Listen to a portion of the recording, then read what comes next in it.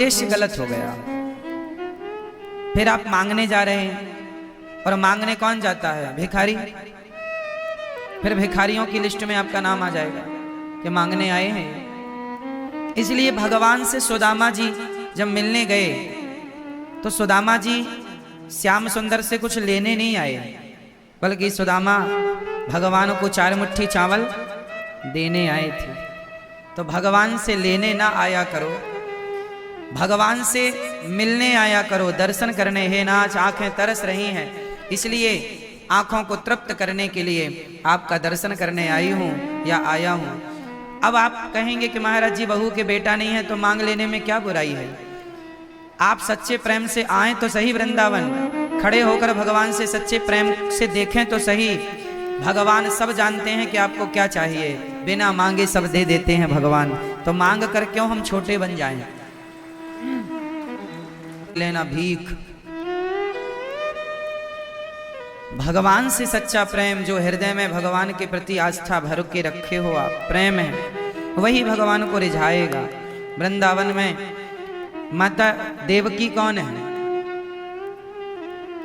कहते हैं माता देवकी पिछले जन्म की माता कैकेयी। अन्य कथाएं हैं, पर यह भी एक कथा है कि माता कैकेयी जब भगवान राम से मिलने आई, जब भगवान राम से मिलने चित्रकूट आई, तो राम जी से कहने लगी, राम मुझे माफ कर दो, मैंने बहुत सताया है आपको, बहुत अत्याचार किया है आपके साथ, बहुत अत्याचार किया। भगवान राम ने मां से कहा, मां ऐसा ना कहो, आपके कारण ही लोग हमें जानने लग गए हैं, आपके कारण ही बहुत कुछ अच्छा होने वाला है। भरत जी की महिमा कैसे बढ़ेगी, रामचरित्र कैसे निखर के आएगा यदि माता कैकेयी ने राम जी को अच्छा विचार करो कि राम जी को माता कैकेयी ने वनवास ना दिया होता तो राम जी की कोई कथा ही ना होती। बताओ कौन सा चरित्र होता? राम जी जन्म लिए, अयोध्या में रहे, बस किसी को सुनने में कोई उत्सुकता ना होती, सामान्य व्यक्तियों की तरह हो जाता। फिर भगवान की भगवत्ता प्रकट तो वनवास में ही हुई ना, अयोध्या में भी हुई, जब मुंह खोलकर भगवान ने दिखाया ब्रह्मांड अपने मुख में। पर विशेष लीलाएं तो 14 साल में ही हुई। भगवान राम जी का धरती पर कितने वर्ष रहे? लगभग 11,500 वर्षों तक रहे, लगभग।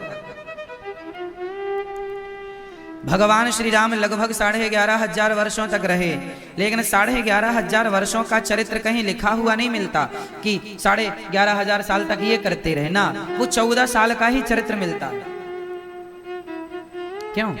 बाकी दिनों का चरित्र नहीं मिलेगा आपको, कहीं मिलेगा तो केवल 14 साल का ही चरित्र मिलेगा आपको कि इन 14 साल में ही शबरी पर कृपा की, इन 14 सालों पर जटायु पर कृपा की, इसी समय पर केवट पर भगवान ने कृपा की, इसी समय पर भगवान ने सुग्रीव पर कृपा की, बाली को मारा, इसी समय 14 साल के दौरान ही सेतु का निर्माण कराया, 14 साल के दौरान ही रामेश्वरम भगवान की स्थापना की, 14 साल के दौरान ही हनुमान जी लंका जलाए, 14 साल के दौरान ही राम जी आए, इसके बाद राम जी राजा बने, 14 साल का कार्यकाल पूरा हो गया। अब राजा बनने के बाद जो राज्य शासन किया है उसका हल्का फुल्का वर्णन है, बहुत विशेष वर्णन नहीं है।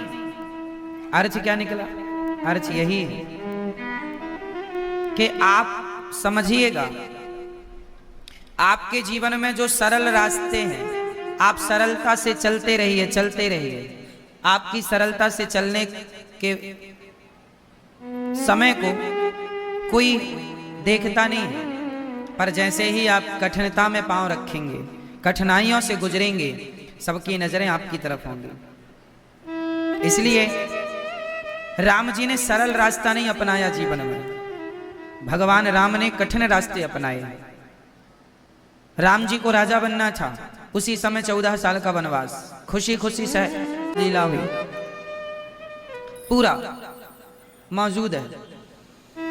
तो राम जी के, जब राम जी राजा बन गए, अच्छे दिन आ गए राम जी के, उन दिनों को कोई नहीं जानता, पर राम जी के जो मुसीबत के दिन थे, संकट के दिन थे, हम राम जी के संकटों के दिनों की ही तो चर्चा करते हैं। 14 साल कोई जंगल में घूमे तो वो संकट के दिन ही कहलाएंगे।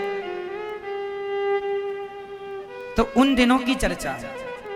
इसलिए जीवन में आप लोग कहते हैं बड़ा स्ट्रगल है, बड़ी कठिनाई से गुजर रहे हैं हम। ये कठिनाई ही आपको तारों की तरह चमकाएगी। ये कठिनाई से गुजरते रहिएगा, ये वक्त भी गुजर जाएगा।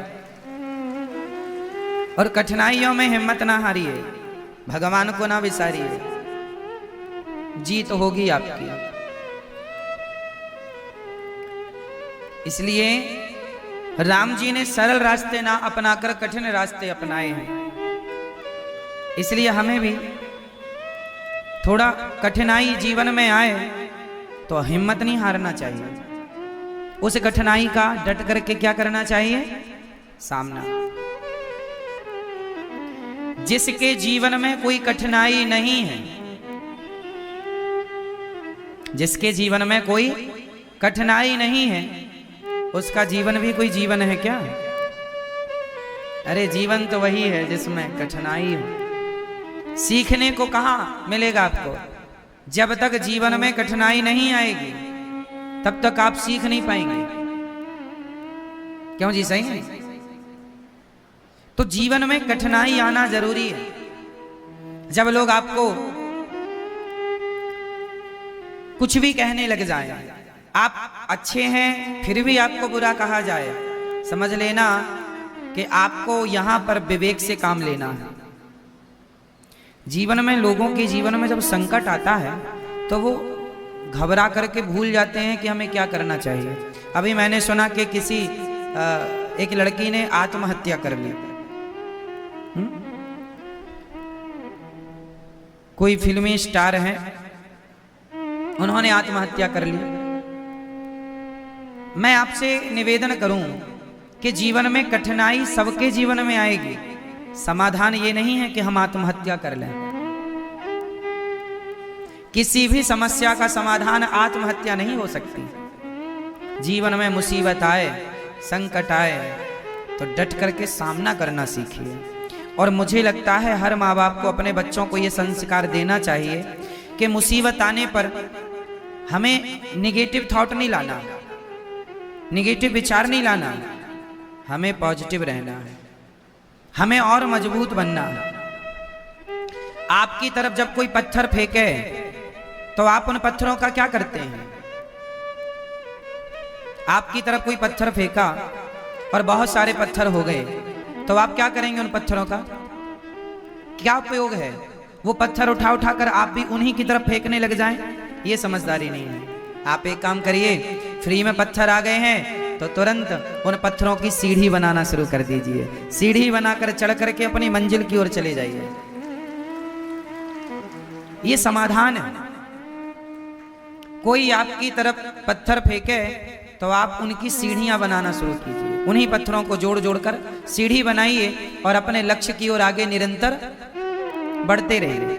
किसी के रोके रुकना नहीं है आपको। रोकने वाले आप चलिए तो सही अच्छे रास्ते पर, अच्छे काम के लिए। लोग लटक जाएंगे आपके पांव में। रोकने के लिए आपको रुकना नहीं है। यदि रुक गए तो सब रुक गया। चलते रहे तो फिर ये लोग छूटते चले जाएंगे और कामयाब आप हो जाएंगे। कामयाबी यूं ही नहीं मिल जाती। इसलिए भगवान राम का ये चरित्र कितना बढ़िया हमें एक एक बात सिखाता है।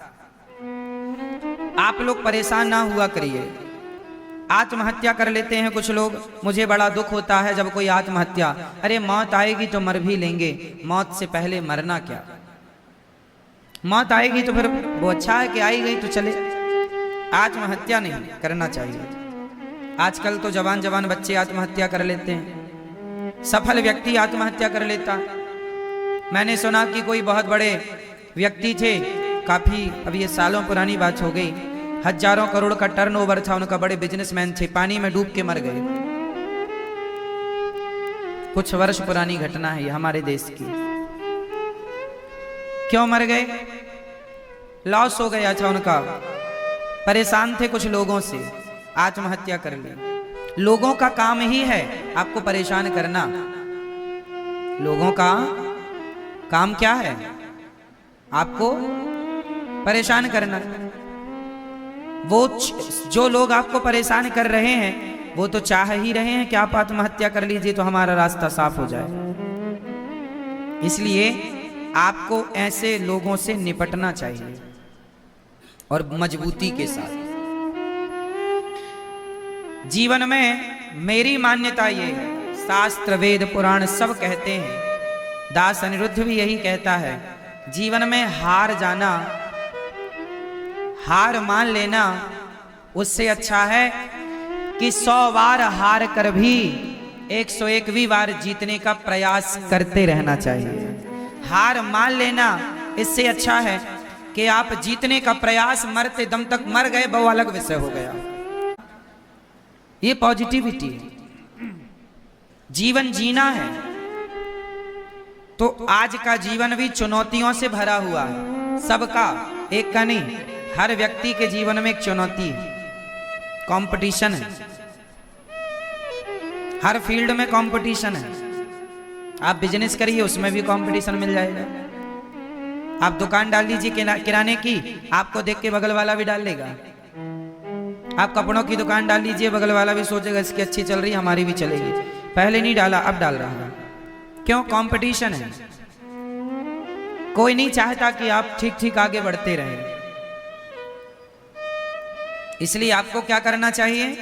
आप अपने रास्ते पर ये परवाह किए बिना कि कौन क्या कर रहा है, आपके भाग्य का आपको मिलता रहेगा, उसके भाग्य का उसको मिलता रहेगा। ये सत्य है, प्रत्येक प्राणी अपने अपने भाग्य का ही खाता है और उतना ही खाता है जितना कि उसके भाग्य में सुनिश्चित है। आप लोग वृंदावन क्यों आए हैं बताइए? क्योंकि यहां इतने दिनों का आपके नाम का दाना पानी है। जितने दिन का दाना पानी आपका वृंदावन में भी आपके नाम की रोटियां हैं, आप आ गए खाने के लिए। आपके नाम का पानी यहाँ है, आप आ गए पीने के लिए। जितने दिन दाना पानी होगा उतना खाएंगे, उसके बाद वहां जाएंगे जहां आगे का दाना पानी निश्चित होगा। क्यों जी? सही है। तो इस संसार में प्रत्येक व्यक्ति क्या खाता है? आपके सामने 56 भोग रख दिए जाएं। कई बार ऐसा होता है कि भूख भी बहुत ज्यादा होती है, सामने 56 भोग भी रखा हो, पर हम खा नहीं पाते। अचानक कुछ ऐसा हो जाता है, काम आ जाता है कि थाली छोड़कर जानी पड़ती है। क्या ऐसा कभी हुआ आपके साथ? भूख भी है, भोजन भी है, पर नहीं खा पाए। क्यों नहीं खा पाए? कारण ये नहीं है कि काम आ गया, काम आ गया तो ठीक है, पर यह विशेष कारण है कि वो आपके नाम का भोजन था ही नहीं, इसलिए कारण कुछ और बन गया, वो आपको मिला ही नहीं। फिर क्या मिलेगा आपको? वो मिलेगा जो आपके नाम का था।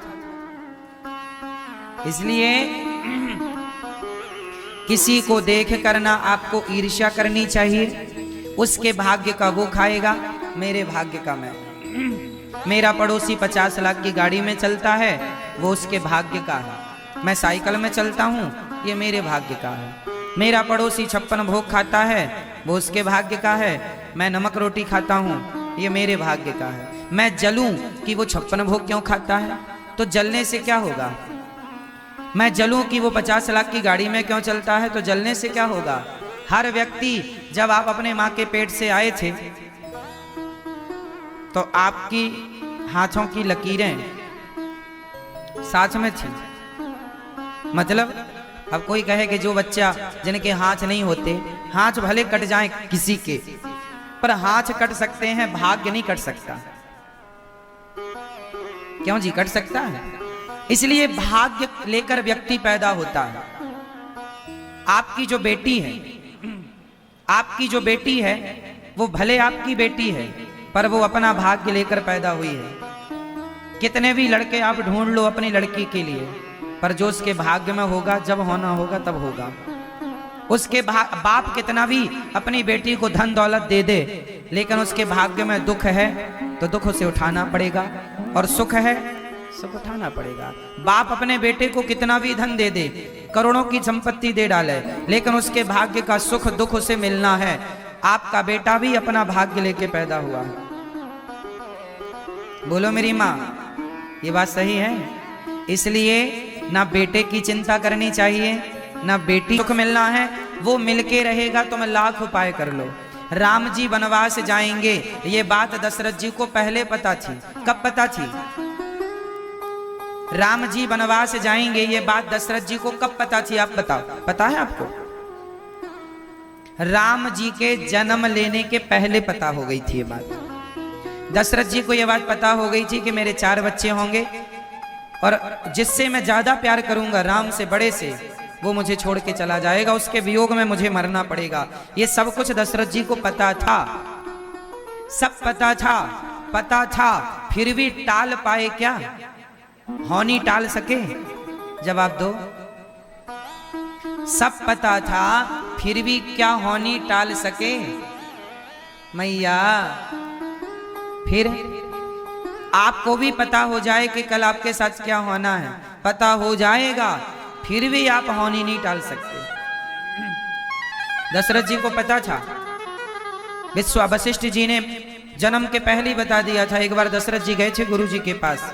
गुरु जी बताइए हमारे भाग्य में क्या क्या है, आप तो सर्वज्ञ हैं, त्रिकालदर्शी। वशिष्ठ जी ने कहा। वहां सुमंत्र जी भी खड़े थे। दशरथ जी से पूछा, दशरथ जी ने पूछा कि मेरे भाग्य का क्या है, बेटा बेटा होगा कि नहीं, बुढ़ापा आ गया, मेरे बाल वाल सब पक रहे हैं। बस वशिष्ठ जी ने कहा, दशरथ जी आपके 4 बच्चे होंगे, यज्ञ करने से होगा, और बच्चे होंगे, फिर आप जब राजा बनाने का संकल्प लेंगे अपने बड़े पुत्र को, तो आपकी पत्नी कैकेयी के कहने से उन्हें वनवास हो जाएगा और आप उनके वियोग में तड़प तड़प के मरेंगे। सब बताया था, उन्हें सब पता था। जो होना है होके रहेगा, आप लाख प्रयास कर लो, होनी कोई ना टाल पाया।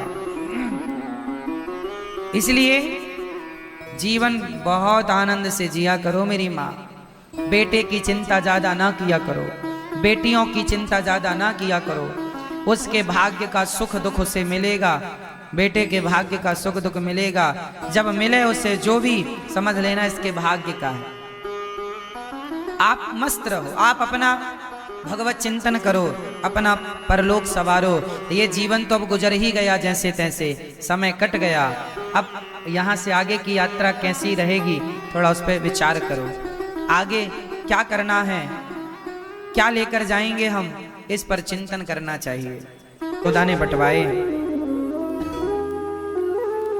और तभी भगवान को मारने के लिए पूतना आ गई। देखो, भगवान ने अभी जन्म ही लिया है, भगवान ने अभी कुछ बिगाड़ा नहीं है किसी का, लेकिन मारने के लिए लोग पहले ही खड़े हैं। हाँ, पूतना लोक बालघिनी राक्षसी रुधिरासना जिघांसया पहरये स्तनम दत्वापसद्गतिम।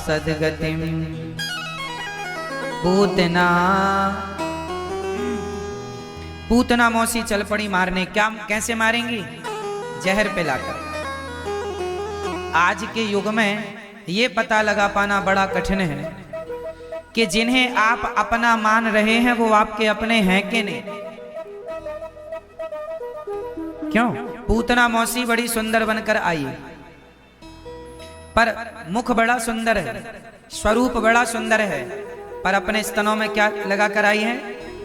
जहर लगा कर आई है कि कन्हैया को पिलाऊंगी ये जहर, कन्हैया मर जाएगा। कन्हैया भी जन्म लिए हैं, 6 दिन के हैं कि पूतना मारने के लिए जहर लेकर आ गए। ये देखो, ये दुनिया तो बैठी ही है तुम्हें जहर देने के लिए। अब ये पता लगाना बड़ा कठिन है आज के युग में कि कौन हमें अमृत पिलाने आया है और कौन हमें जहर पिलाने आया है, कौन आपका हितैषी है और कौन आपका दुश्मन है। अच्छा, पहले के दुश्मन अच्छे थे, जो खुल के दुश्मनी सामने खड़े हो जाते थे, मैं आपका दुश्मन हूं। आज के दुश्मन उन दुश्मनों से ज्यादा खतरनाक इसलिए हैं क्योंकि आपके साथ रह रह करके वो आपकी जड़ें काटने में लग जाते हैं। बाहर के दुश्मनों को पहचानना ठीक भी है, पहचान भी लिया जा सकता है। घर के दुश्मनों को कैसे पहचानेंगे? झांसी की रानी अंग्रेजों से तो लड़ गई पर खुद के गद्दारों के सामने हार गई। पृथ्वीराज चौहान अपने दुश्मनों से तो 15 बार जीत गए, 16 बार पराजित कर दिया, है ना। मोहम्मद गौरी को पृथ्वीराज चौहान ने अनेक बार पराजित कर दिया, लेकिन एक बार वो हार गए। कब? जब अपनों ने गद्दारी कर दी। जयचंद, हाँ या ना? तो आज तक का इतिहास गवाह है, बाहर के दुश्मनों से लड़ना कठिन नहीं है, घर के दुश्मनों से लड़ना कठिन है। इसलिए आज के युग में इसका एक ही उपाय है कि आप लोगों से मतलब ही ना रखें ज्यादा।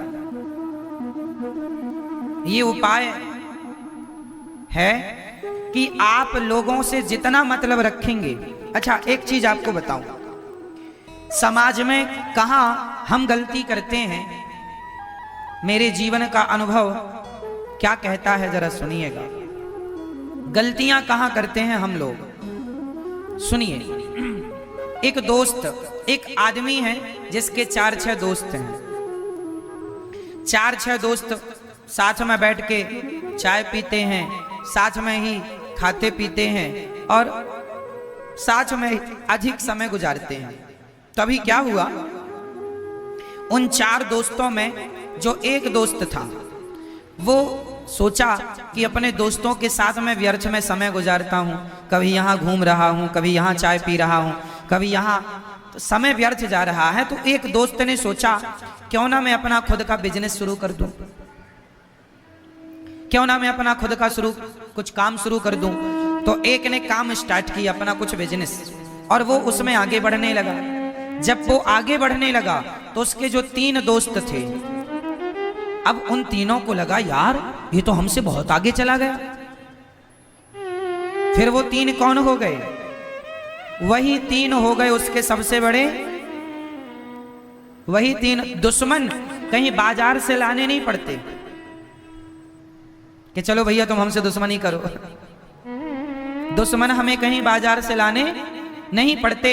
आप वो एक लड़का, एक व्यक्ति जो सफल हो गया तो उसके अपने वो दोस्त, वो 3 बन गए दुश्मन, और वह उसको खींचने लगे कि हम जैसे हैं तुम भी ऐसी रहो हमारी तरह। कहां आगे जा रहे हो, है ना, तुम भी हमारी तरह रहो। तो समाज में आप ये गलती करते हैं कि आप पहले ज्यादा किसी को मुंह लगा लेते हैं, फिर वही लोग जिनके साथ आप उठते बैठते थे वही लोग आपकी बुराई करने लग जाते हैं, वही आपको उलझाने लग जाते हैं, वही आप पर मिथ्या आरोप लगाने लग जाते हैं। इसलिए कहा करता हूं कि समाज में ज्यादा लोगों के बीच में उठना बैठना भी बुरा है। 4 जगह उठे बैठेंगे 4 बातें होंगी, 4 बातों। आप किसी को अपने घर बुलाइए, आप एक बहुत बड़ा घर बनाइए, आप बहुत कामयाब हो जाइए, तो आप जिनको अपने घर बुलाएंगे, तो जो आपके घर आएंगे, आप शादी में बुलाइए, बच्चे के जन्मदिन में बुलाइए, किसी को समाज को आप बुलाते हैं, सब लोग आते हैं। तो सब लोग आते हैं तो जरूरी नहीं है कि बहुत लोग आपको आशीर्वाद देने ही आए हैं। कुछ लोग आपका वैभव देखकर ईर्ष्या पाल ले, अरे इनके पास इतना है, अरे तो इतनी तरक्की कर गए। वो आपसे मिलेंगे, आपका सब देखेंगे और जाकर के आपसे ईर्ष्या द्वेष चालू कर देंगे।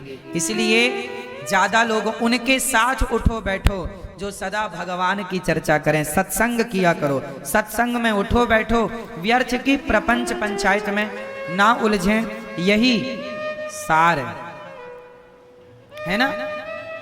ज्यादा प्रपंच में नहीं उलझना चाहिए किसी को, वरना आपका ही नुकसान है, आपके समय का ही नुकसान है। एक गांव का एक आदमी शहर चला गया और शहर जाकर उसने पहली बार लालटेन लेकर के आया।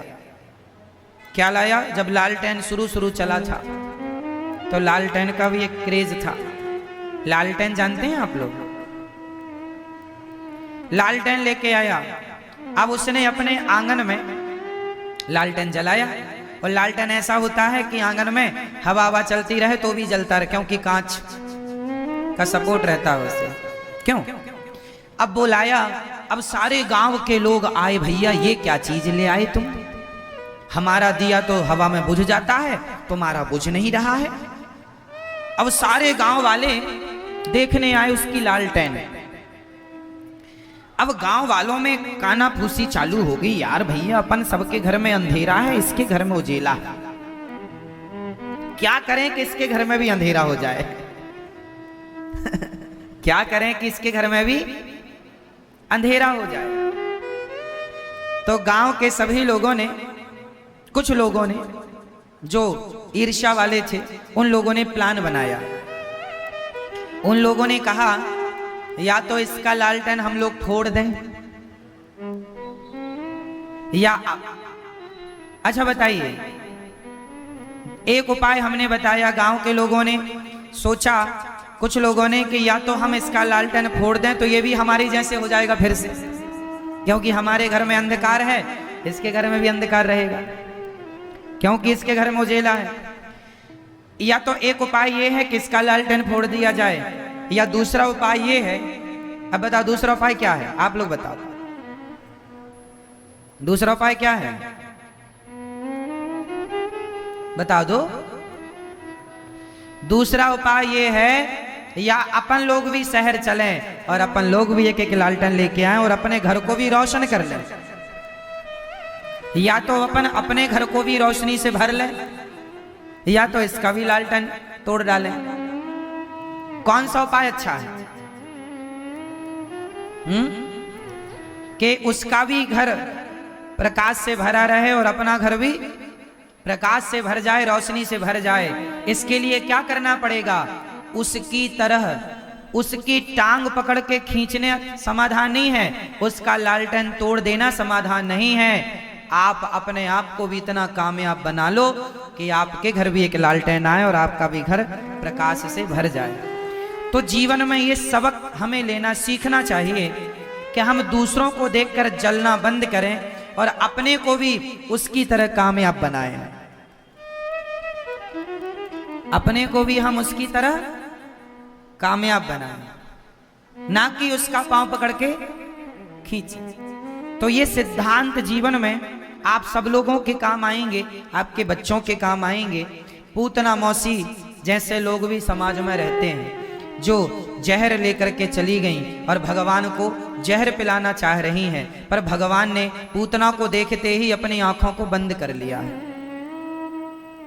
पूतना मौसी ने अपनी आंखें, बोलो मेरी मां, अपनी आंखें बंद कर ली। पूतना ने अपनी आंखें मूंद ली। अब भगवान कृष्ण ने अपनी आंखें मूंद ली पूतना को देखकर। आज से क्या हुआ? आपके लिए एक मैसेज है, ये मैसेज भगवान से मिल रहा है। भगवान श्री कृष्ण कहना चाहते हैं कि जो लोग आपके लिए जहर लेकर खड़े हों, जो लोग सदा आप के लिए बुरा सोचते हो, ऐसे लोगों को देखकर नेत्र बंद कर लो और अपने को। भगवान ने पूतना को देखना ही बंद कर दिया, नेत्र बंद कर लिए। देखना भी नहीं चाहिए ऐसे लोगों को जिनके मुख में तो राम राम है, बगल में छुरी है। ऐसे लोगों को देखना नहीं चाहिए। आप लोग भी अच्छे लोगों से दोस्ती करना सीखिए, ऐसे लोगों से बचिए। अच्छा, जो आदमी किसी के लिए भी कपट रखता हो, उस आदमी से आप दोस्ती मत कीजिए, क्योंकि वो आदमी जिसके अंदर कपट आज किसी और के लिए है, कल आपके लिए भी तो कपट रख सकता है। ऐसे लोगों से दूरी बनाइए जिनके अंदर कपट हो, जिनका हृदय निष्कपट भाव, जो निष्कपट हैं, जो सच्चे हैं, सीधे हैं, सरल हैं, सहज हैं, ऐसे लोगों से दोस्ती करना सीखिए। भोले हैं, जो अंदर बाहर एक से। भगवान कृष्ण ने नेत्र बंद कर लिए, हम देखना भी ठीक नहीं समझते, क्योंकि पूतना का तन सुंदर है, मन सुंदर नहीं। देखो मैसेज है ये आपके लिए, है ना। भगवान को पूतना ने उठाया और अपना स्तन मुंह में दे दिया। भगवान ने जहर पिया, जहर पीने लग गए भगवान। और जहर पीने के बाद भगवान ने क्या किया, थोड़ा दूध था, दूध पीने लग गए। अब थोड़े से प्राण थे पूतना के, भगवान श्री कृष्ण ने प्राण पीने शुरू कर दिए और प्राण पी करके पूतना को मार दिया भगवान ने। इससे क्या मैसेज मिला? ये कथा ये कहती है कि जीवन में हमें या तो ऐसे लोगों से दूरी बना लेनी चाहिए, दुष्टों से, है ना, या फिर जब वो आपने आंख बंद कर ली, आप, भगवान ने तो पूतना को देखा नहीं, पर पूतना फिर भी पास आ रही है और फिर भी पंगा ले रही है, तो आप अपने आप को इतना स्ट्रांग बनाइए कि आप पहले तो दुष्टों को इग्नोर करें, पर फिर भी वो आपके पास आए तो आप इतने मजबूती से उनके सामने खड़े होइए कि आपसे डरकर वो सदा सदा के लिए चले जाएं, है ना। अपने आप को इतना मजबूत कीजिए। फिर पूतना का भगवान ने प्राणों का पान कर लिया और पूतना जब गई, पूतना के शरीर से चिपके रहे भगवान, वो उड़ती रही, प्राण पिए नीचे गिरी। नंद बाबा कर चुका कर आए, यहाँ मैया भगवान को उठा कर ले गई और गाय की पूंछ से लाला की नजर उतारती हैं। अब भगवान कंस के यहां से कर चुका कर नंद बाबा जी आए। वसुदेव जी ने कहा कि बड़ा संकट है, गोविंद पर जाइए, समझाया। और यहां पूतना का शरीर नंद बाबा को मिला, कुल्हाड़ी से काट काट करके अनेक चिताएं बनाई, चिताओं पे शरीर रखा, आग लगाई। पूतना के शरीर से दुर्गंध नहीं निकली। क्या निकली? जोर से क्या निकली? सुगंध। क्यों निकली? पूतना भले राक्षसी थी, भले दुष्ट थी, पर भगवान के पास आई। भगवान कहते हैं मेरा भक्त कितना भी बड़ा पापी हो, दुष्ट हो, पर मेरे चरणों में समर्पण कर दे, मैं सारे पापों को क्षमा करके मोक्ष का अधिकारी बना देता हूं। गोस्वामी जी सहित वही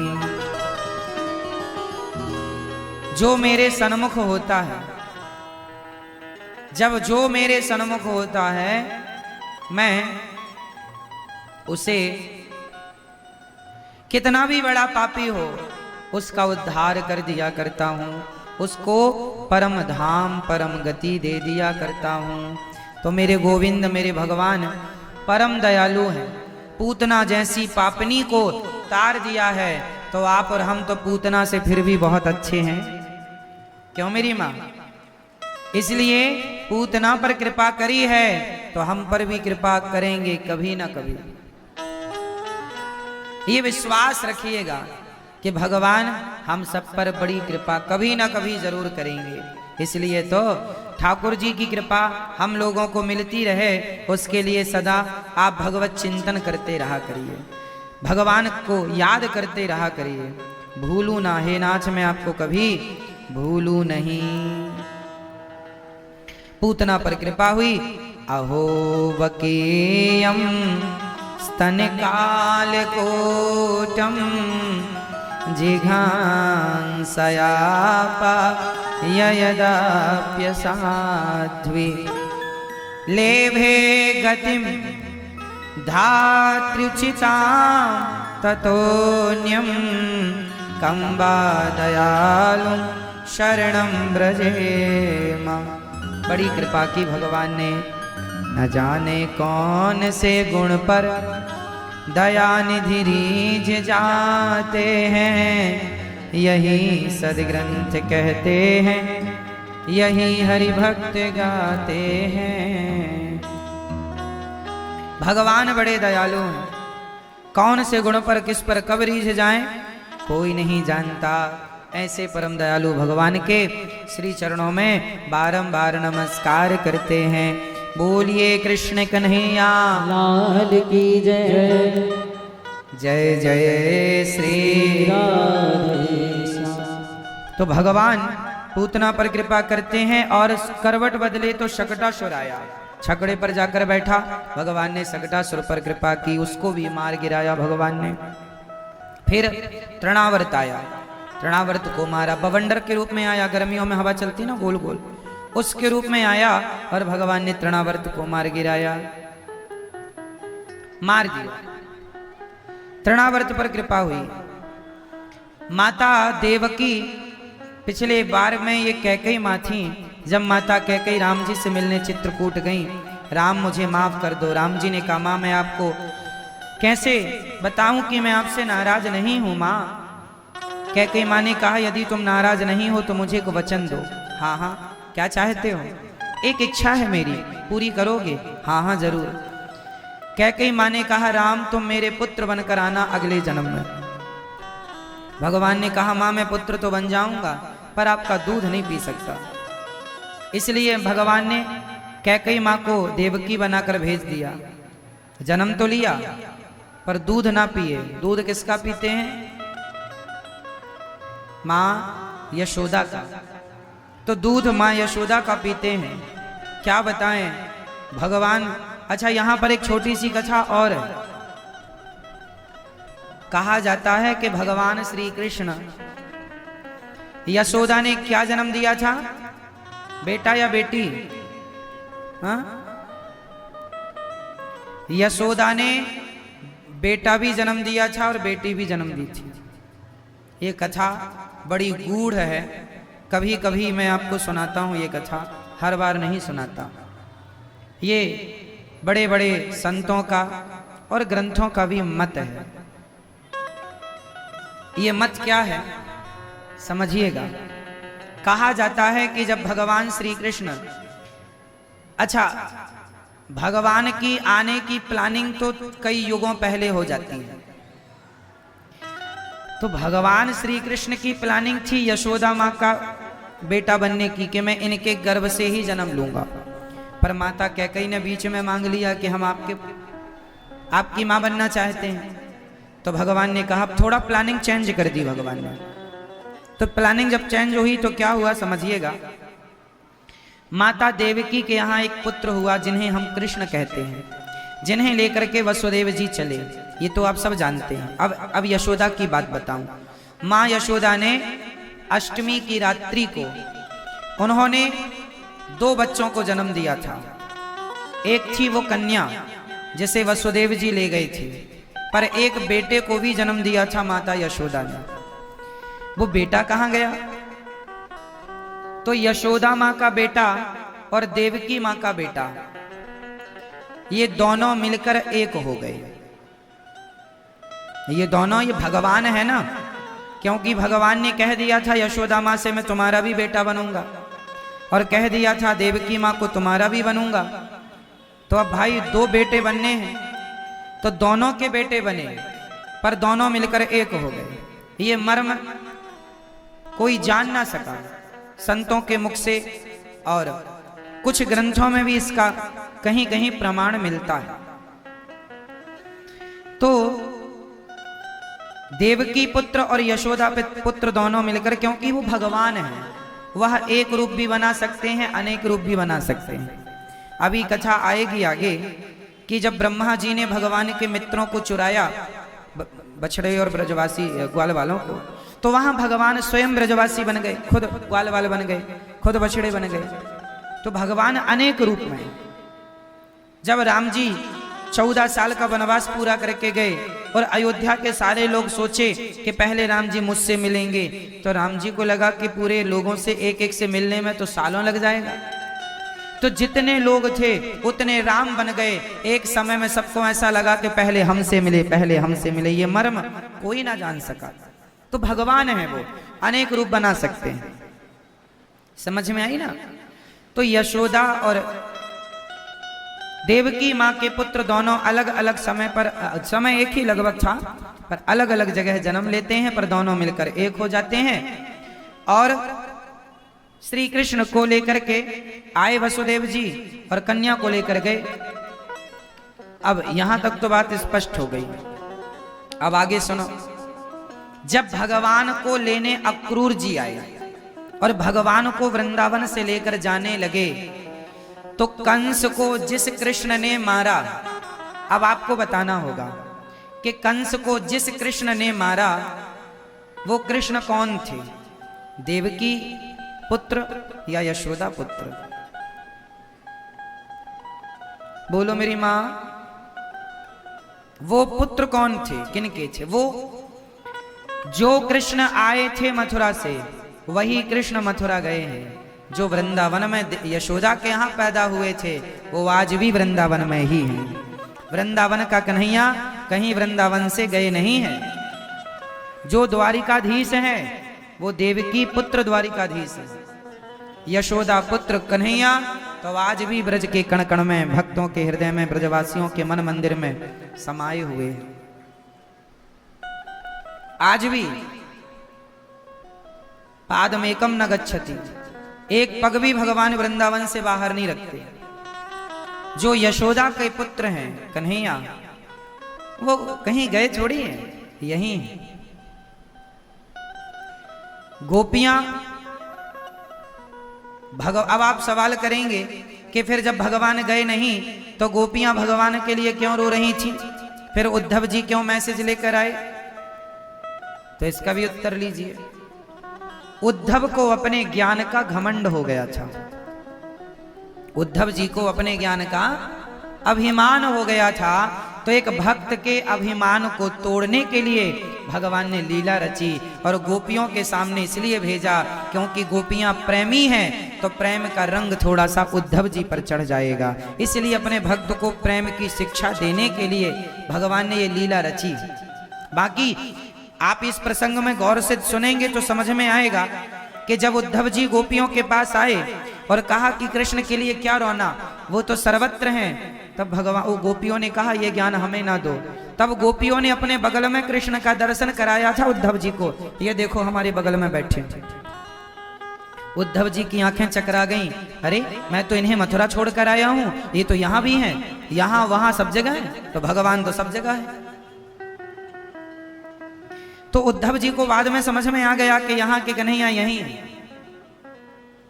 गोपियों के पास, गोपियों से एक पल के लिए भगवान दूर नहीं है, एक क्षण के लिए दूर नहीं है। वृंदावन छोड़कर कहीं गए नहीं। आज भी बिहारी जी के रूप में ठाकुर जी वृंदावन में ही हैं। जो बिहारी जी हैं, जो राधा रमण जी हैं, तो भगवान अनेक रूप आया विष्णवे प्रभु विष्णवे। एक रूप में से, एक रूप से वो द्वारिकाधीश है, एक रूप से वो बिहारी जी, एक रूप से वही गौरी गोपाल भगवान है। इसलिए वृंदावन में जो है ना, बाल रूप की पूजा होती है। एक वृंदावन ही ऐसा धाम है जहां मंदिरों में आपने घंटा ना देखा होगा। यहां कहीं घंटा वंटा नहीं बजता, घंटा टन टन टन टन, कोई घंटा वंटा, यहां केवल घंटी बजती है आरती के समय, भोग के समय। ठीक है, क्यों नहीं बजता? क्योंकि यशोदा का लाला छोटा सा कन्हैया है ना। आज भी भाव यही है कि छोटा सा कन्हैया है वृंदावन में, और यदि ज्यादा बड़े बड़े घंटे बजाएंगे तो छोटा सा बच्चा घंटा सुन के उसकी नींद भी खुल जाती है, डर भी जाता है। तो भाव है भक्तों का ठाकुर जी को डिस्टर्ब ना किया जाए। छोटे छोटे बच्चों के सामने आप घंटा बजा दीजिए, बड़ा डर जाते हैं। तो भगवान के लिए भक्त का, भगवान को काहे डर किस बात का, पर भक्तों का भाव है। जैसे आप लोग भगवान को सुलाते हो, जगाते हो, ये आपका भाव है, भोग लगाते हो, भाव है। ऐसे ही इसलिए यहां वृंदावन में कहीं मंदिरों में घंटा नहीं देखने को मिलेगा, क्योंकि यहां सदा बाल रूप की पूजा होती है। जो आपके गोपाल जी होते हैं ना, लड्डू गोपाल जी, यह भी बाल रूप ही होते हैं, छोटे से गोपाल जी। लड्डू गोपाल जी के हाथ में जो ये लड्डू होता है, ये लड्डू लड्डू नहीं, ये मक्खन का गोला। ये गोपाल जी जो हैं, ये कब के गोपाल जी, कौन सी भावना से ये इनको तैयार किया गया, किस भाव से?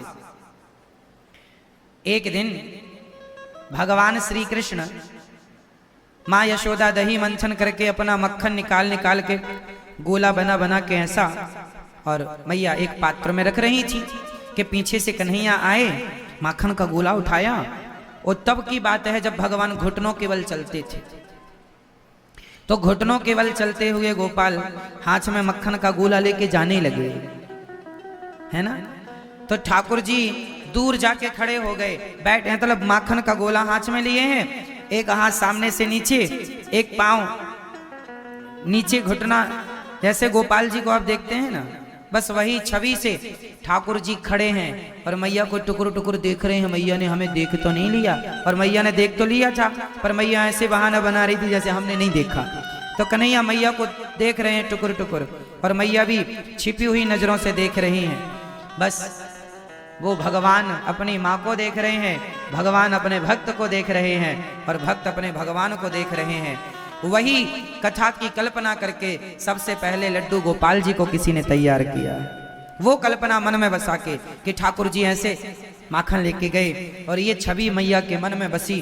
और सुंदरता का वर्णन वेद पुराणों में मिलता है, उस आधार पर भगवान का की मूर्तियां तैयार होती हैं।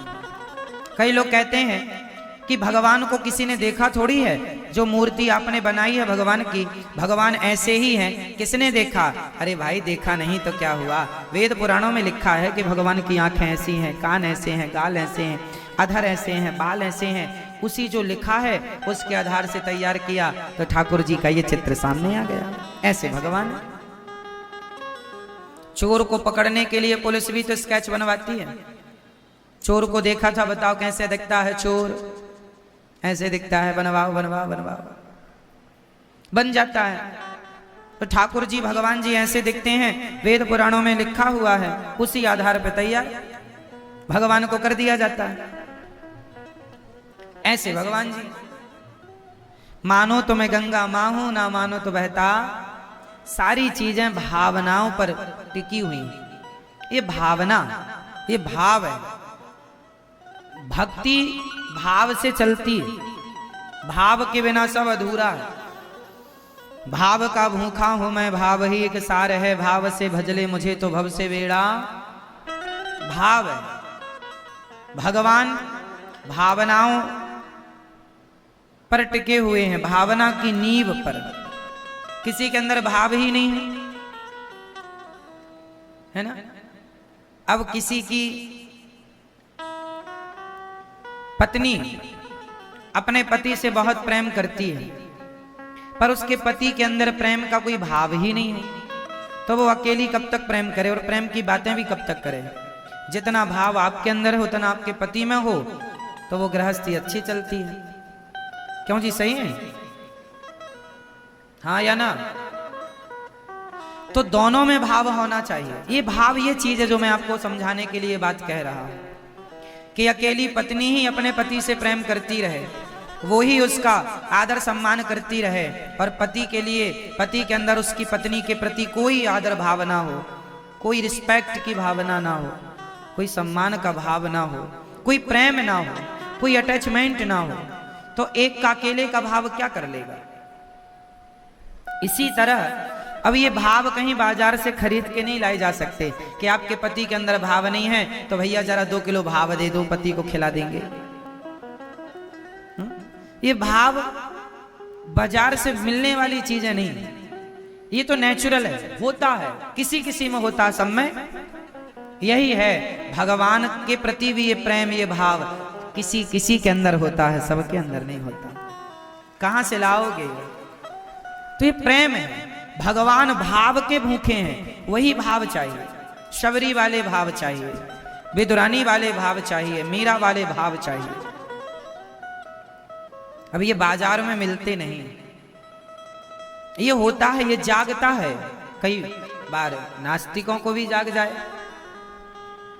तो जाग जाता है, जिसे जाग जाए वो कहने लग जाता है कि कृष्णात् परम किमपि तत्त्वम हम न जाने, मैं कृष्ण के अतिरिक्त फिर किसी को नहीं जानता, कि इनके सिवा भी कोई है।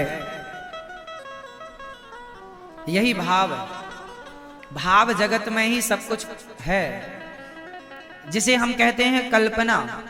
अच्छा आप लोग चलो, मैं आज भाव की एक बात करता हूं, प्रैक्टिकल करता हूं, भाव क्या होता है। आओ मैं आपको एक भाव में ले चलता हूं। देखो, भगवान की पूजा दो प्रकार की होती है। एक शारीरिक पूजा होती है जो शरीर से की जाए, जैसे गोपाल जी को नहवाना, आप लोग नहलाते हैं तो बड़े भाव से एक थाली लिया करो, थाली में एक स्टार बनाकर भगवान जी का नाम लिखा करो, ओम बीच में लिख करके एक खंड में नमो, फिर नारायणाय ऐसे लिख करके थाली में चंदन से, फिर ठाकुर जी उस चंदन से लिख के थाली में तुलसी का दल डाला करो, और तुलसी की आसन में भगवान जी को फिर बिठाया करो। भगवान जी को गोपाल जी को बिठाओ, और बिठाकर भगवान जी को स्नान कराना चाहिए। कैसे कराना चाहिए? भगवान जी को एक थाली में क्या बनाना चाहिए? सबसे पहले चंदन का स्टार बनाना चाहिए, लिखना चाहिए उसमें भाव से, जो आपका मंत्र है, मूल मंत्र आपका, वो लिखिए, और भाव से उसमें ऐसे ठाकुर जी को बिठाइए। ठाकुर जी को बिठा करके फिर जल से, दूध से, दही से, जो आपकी श्रद्धा, आपका जो व्यवस्था है उससे जल। भगवान ये नहीं कहते मुझे दूध से नहवाओ, भगवान ये नहीं कहते कि हमें दही से नहवाओ, भगवान मांगते कुछ नहीं है। ये जो हम लोग करते हैं ये हमारा अपना भाव होता है, ये हमारा अपना क्या होता है मेरी माँ, कि हम भगवान जी को दूध से नहवाएं, दही से नहवाएं, घी से नहवाएं, ये हमारा भाव है। भगवान थोड़ी कहते हैं कि हमें दूध दो, मैं प्यासा हूं, मैं भूखा हूं ना। कई लोग कहते हैं कि आप शंकर जी के ऊपर दूध चढ़ाते हैं, पिक्चरें भी बन गई इस पर, आप शंकर जी के ऊपर दूध चढ़ाकर बहा देते हैं, वो गरीबों को बांट दो। अरे गरीबों को देना भी हमारा भाव है, देते ही हैं आप लोग, हम लोग, सब लोग, जो बनता है उनको देना भी भाव है, और शंकर जी के ऊपर दूध चढ़ाना भी एक भक्त का भाव है ना। कोई तुम्हारे बाप से थोड़ी मांग कर ला रहे हैं कि भैया तुम दो तब चढ़ाएंगे, है ना। सही है, ये भाव है, ये भाव जगत है। हिंदू धर्म को टारगेट करके कितनी पिक्चरें बन गई हैं, अन्य धर्मों में कोई नहीं बना सकता, क्योंकि हिंदू जितना सहज है, सरल है, इतना कोई नहीं। हिंदू सहनशील ज्यादा, सहता ज्यादा, और वो लोग पिक्चर बनाने वाले लोग नहीं, वो कुछ भी। अभी एक रामायण मैंने सुना है, रामायण का कोई सीरियल आने वाले, पिक्चर बनी है रामायण, जिसमें राम जी, हनुमान जी सब हैं, जिसमें अलग अलग ढंग से देवी देवताओं को प्रस्तुत किया गया है। क्यों जी? सही है। हनुमान जी ऐसे बने हैं कि उनकी मूंछ ही नहीं है, यहाँ मतलब अलग धर्म के दिख रहे हैं वो, कि सनातन धर्म में तो कोई ऐसा पहनावा ही नहीं है ना। कहने का आज देखो ये कलयुग है, यहां पर अच्छी बातें, अच्छी चीजें लोग परोसना ही नहीं चाहते। जो मन में आ रहा है, जिसके मन में आ रहा है, वही करता चला जा रहा है। सनातन धर्म सबसे श्रेष्ठ धर्म है, प्राचीन है, फिर भी हमारे धर्म का कितने लोग मजाक उड़ाते हैं।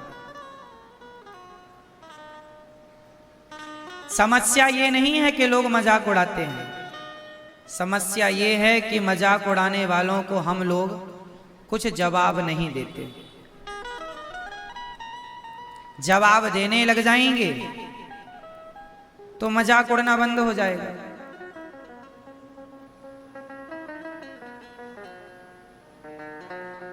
मजाक इसलिए उड़ाया जाता है सनातन धर्म का, क्योंकि हमारे सनातन धर्म में सब लोग अपमान इत्यादि सब, अरे अपना अपमान तो सह लिया जाए, अच्छी बात है, आप मेरा अपमान करो मैं सह लूंगा, पर भगवान का अपमान किसी को नहीं करना चाहिए, है ना, अपमान नहीं करना चाहिए।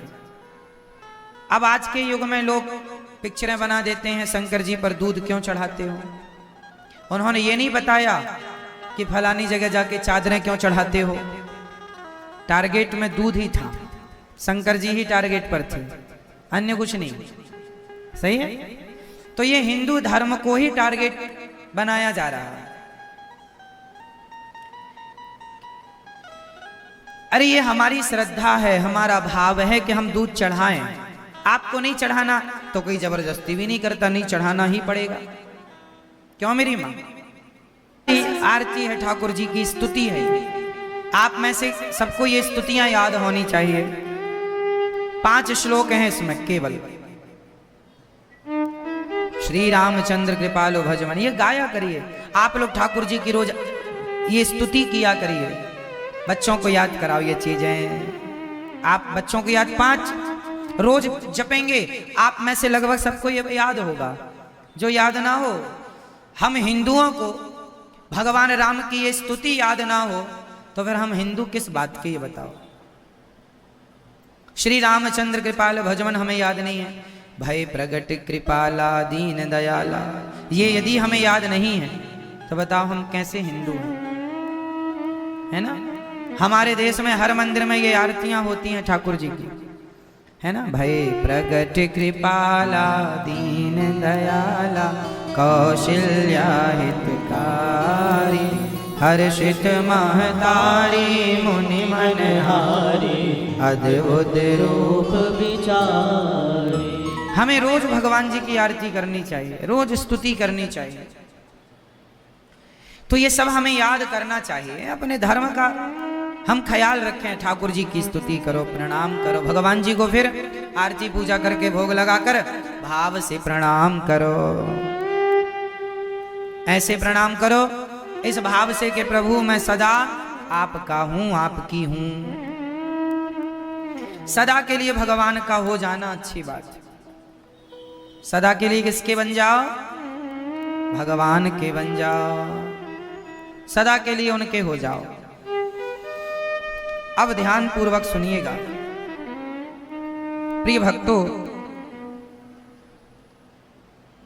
अब ये हो गई शारीरिक पूजा, अब मानसिक पूजा की ओर हम आपको लेकर चलते हैं। मानसिक पूजा कैसी होनी चाहिए, देखो भाव से हमें कहां पहुंचना होता है, और सारी चीजें भाव पर ही टिकी हुई हैं। चलो अब मैं जो जो कहूंगा उसकी आप लोग कल्पना करेंगे, इमेजिन करेंगे, भाव से देखेंगे, जो मैं कहूंगा वो आप लोग करेंगे। सब लोग अपनी रीढ़ की हड्डी सीधी करो, अच्छे से बैठो, आंखें बंद कर लो, और भाव की पूजा कैसे की जाती है, भगवान किसके भूखे हैं ये समझिएगा। जो जो मैं कहूं वो आपको करना है, बैठे बैठे सब लोग आंखें बंद करिए।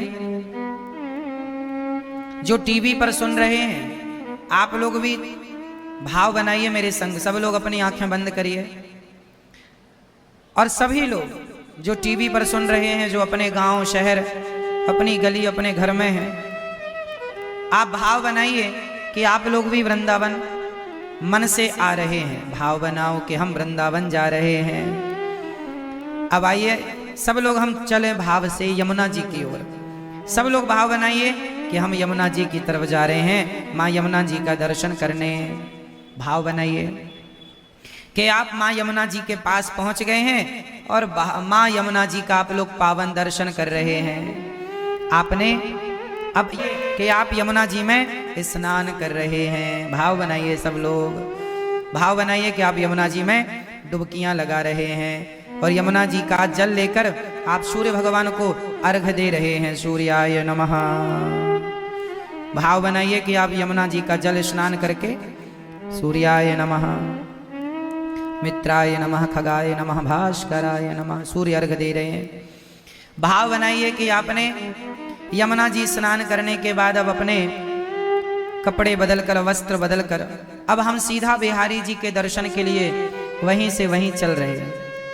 भाव बनाइए कि हम बिहारी जी के दर्शन की तरफ जा रहे हैं। बड़ी भीड़ है, आज दर्शन कर रहे हैं लोगों का। सबसे भीड़ से गुजरते हुए हम मंदिर में पहुंचे। देहरी को, द्वार को, जब बिहारी जी का दर्शन करने जाओ तो जो द्वार आता है ना, जिसे हम देहरी कहते हैं, उस देहरी को प्रणाम करना चाहिए। हे प्रभु, आपने अपने द्वार पर बुला लिया, बड़ी कृपा की। ऐसा प्रणाम करके भाव बनाइए कि अब बिहारी जी के मंदिर में आप प्रवेश कर रहे हैं। सब लोग भाव बनाइए। अब भाव बनाकर सब लोग बस बिहारी जी की तरफ देखिए, भाव से देखिए कि आपके सामने बिहारी जी हैं, पर सामने पर्दा दिखाई पड़ गया। अब आपने इंतजार, भाव बनाइए कि आप इंतजार कर रहे हैं कब पर्दा खुले, कब मैं बिहारी जी का दर्शन करूं, तभी पर्दा खुल गया। वाह, सुंदर ठाकुर जी। भाव बनाइए कि आपकी आंखों के सामने बिहारी जी हैं और आप उनकी पावन से मुखमंडल को देख रहे हैं। शायद बिहारी जी आज हमें देखकर बड़े मुस्कुरा रहे हैं, शायद ये कहना चाह रहे हैं, बहुत दिनों के बाद आए हो। ठाकुर जी की मुस्कुराहट देखिए, उनकी आंखें देखिए। ठाकुर जी के लिए खर्चा नहीं हुआ 1 रुपए का, भाव से बनाओ ना। जब भाव से ही बनाना है तो बढ़िया बनाए। तो ये मानसिक पूजा आपको करनी है। शरीर कहीं हो, हमें कोई फर्क नहीं पड़ता। ट्रेन में बैठे हैं आप, भाव में डूब जाइए। व्यर्थ की बकवास करने से अच्छा है भाव से भगवान में डूबे रहिए। बड़े बड़े साधु संत लोग जंगलों में बैठ के क्या करते हैं, इसी भाव में डूब जाते हैं। घंटों तक, दिनों दिनों तक, महीनों महीनों तक डूबे रहते हैं। अभी आपकी समाधि लगी ना थोड़ी देर की, भले 2 मिनट के लिए, भले 30 सेकंड के लिए आपका ध्यान लगा हो, पर लगा कि नहीं? आपका जितनी देर के लिए ध्यान लगा होगा उतनी देर में आप ये दुनिया से अलग चले गए थे अभी, है ना? भाव की दुनिया में बड़े बड़े सा आप लोग 30 सेकंड का ध्यान लगा पाते हैं, मिनट 2 मिनट के लिए ध्यान में जाते हैं। बड़े बड़े साधु संत ऐसे साधक हो गए हैं कि सालों साल तक ध्यान में चले जाते, सालों साल के लिए ध्यान में। उच्च कोटि की अवस्था है, यही ध्यान है। वो ध्यान में भगवान के भगवत धाम को, वो बैकुंठ पहुंच जाते हैं भाव से, और उन्हें महसूस होने लगता है कि मैं वही हूं। अभी आप में से कितने लोगों को महसूस हुआ? आपने कितने लोगों ने यमुना जी का स्नान कर लिया? भाव में कर लिया ना, शरीर भी गीला नहीं हुआ, पर पुण्य पूरा मिलेगा। बिहारी जी का दर्शन भी आपने कर लिया, चरण भी धोए। कितने लोगों ने बिहारी जी के चरण धोए हैं? अब आप कभी ये नहीं कह सकते कि मैंने बिहारी जी के चरण नहीं धोए। अब आप कह सकते कि मैंने बिहारी जी के चरणों को धोया है और चरण अमृत भी पिया, कह सकते हैं आप। सही है, भाव है। तो ये भाव की पूजा चाहिए। भगवान इसी भाव को स्वीकार करते हैं, वस्तुओं को स्वीकार नहीं करते। ये फूल, ये तुलसी, ये मिष्ठान सब यहीं रह जाएगा। भाव में जो आनंद है ना, इसलिए भगवान को कम ही भजो, भाव से भजो। इसलिए मैं कहा करता हूं, बाहर की तरह ये बहिर्मुखी ना बनो। फूल बेल पत्र इसी में ना उलझे रहो, भाव के एक सागर में डूबना सीखो, प्रेम में जाना सीखो। भगवान प्रेम में मिलेंगे, मोहन प्रेम बिना नहीं मिलते, चाहे कर लो कोटि उपाय। बिना प्रेम के भगवान का मिलना संभव नहीं है मेरी माँ। इसलिए आप जितनी बूढ़ी माँ हो, आप घर में एकांत में बैठा करो और इसी ध्यान में डूबा करो। मैं भगवान के लिए रोटी बना रही हूँ, मैं भगवान के लिए ये, मैं भगवान का दर्शन। हाँ, भगवत चिंतन में खोए रहो, यही सच्ची साधना है ना। भगवान को देखने में मन ऐसा लग जाए कि बस फिर कुछ देखने का मन ना करे, हाँ ना। हाँ, नैन तुम्हारे कजरारे और घुंघराले बाल। हम भगवान के दर्शन करते हैं तो आंखें कितनी सुंदर गाल के इसका दर्शन करें और हम लुट जाएं, ठाकुर जी के चरणों में अपने आप को लुटाएं। हम जिंदगी लुटाने आए हैं, सब कुछ लुटा चुके हैं, अब क्या लुटाने आए हैं?